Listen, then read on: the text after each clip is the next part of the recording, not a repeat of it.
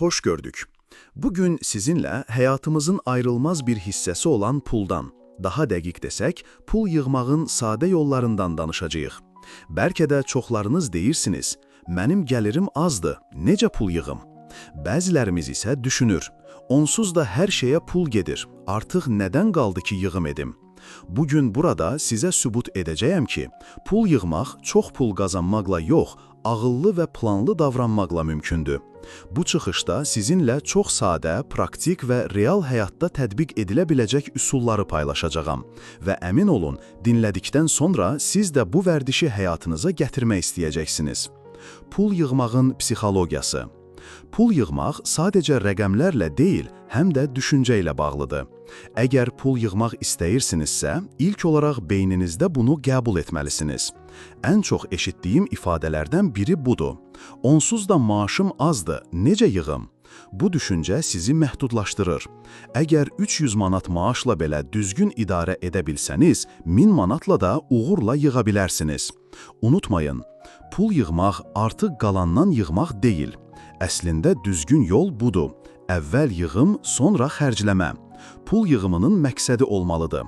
Məsələn, tətilə getmək, təcili vəziyyət fondu yaratmaq, gələcək üçün sərmayə toplamaq və s. Əgər məqsəd varsa, yığmaq da asanlaşır. Əgər məqsəd yoxdursa, heç nə dəyişmir. Büdcə planlaması və ilk addımlar. Pul yığmağın ilk və ən vacib addımı büdcə planlamasıdır.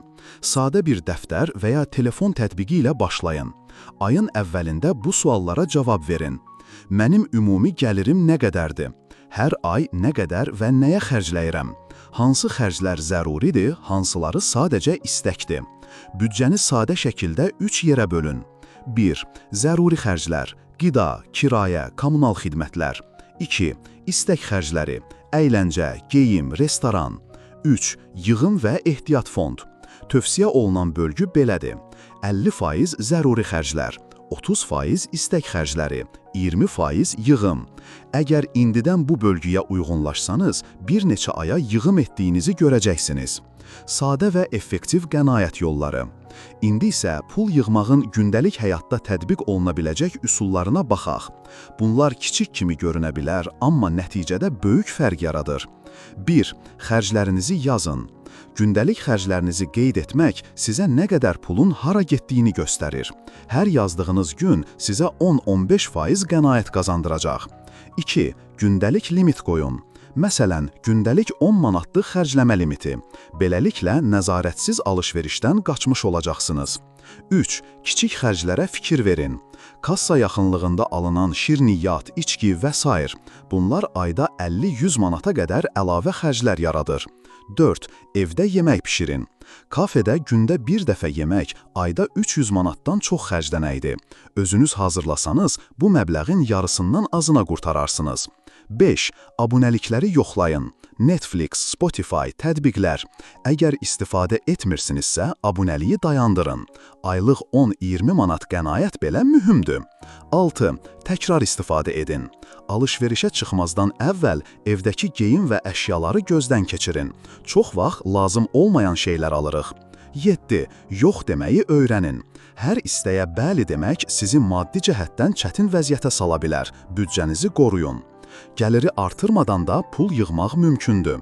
Bəzən deyirik, əvvəl gəlirimi artırım, sonra yığım edərəm. Ancaq real həyat göstərir ki, gəliri artırmadan da pul yığmaq mümkündür. Vacib olan xərcləri azaltmaq, nəzarət və davamlılıqdır. Sadə hesablayın. Gündə 3 manat qənaət etsəniz, ayda 90 manat. İldə bu 1000 manatdan çox edir. Bu isə kiçik məqsədlər üçün çox gözəl vəsaitdir. Gəlir artanda da xərclər artırsa, yığım artmır. Ona görə düşüncə dəyişməlidir, gəlir yox. Real həyat nümunələri. 1. Aysel adlı müəllimə ayda 600 manat maaş alır. 10 ay ərzində 2000 manatdan çox pul yığıb. Necə? Hər ay büdcə planlaması edib istək xərclərini azaltmaqla. 2. Elvin marketdə işləyir. Sadəcə gündəlik xərcləri yazaraq və taksiyə deyil, avtobusa minərək 6 ayda telefon ala bilib. Bu insanlar fərqli sahələrdə çalışır, amma düşüncə və intizam onları irəli aparır. Yekun və mesaj. Sonda bir vacib mesaj vermək istəyirəm. Pul yığmaq zənginlərin işi deyil. Pul yığmaq ağıllı yaşayan, məqsədi olan insanların vərdişidir. Hər qəpik sizi sabaha daha inamlı aparır. Yığım etməyə bugün başlayın. Az-az olsa da davamlı olsun. Unutmayın, yığım azadlıqdır. Yığım təhlükəsizlikdir. Yığım gələcəyinizə investisiyadır. Dinlədiyiniz üçün təşəkkürlər. Kanalımıza abunə olmağı və bildirişləri açmağı unutmayın.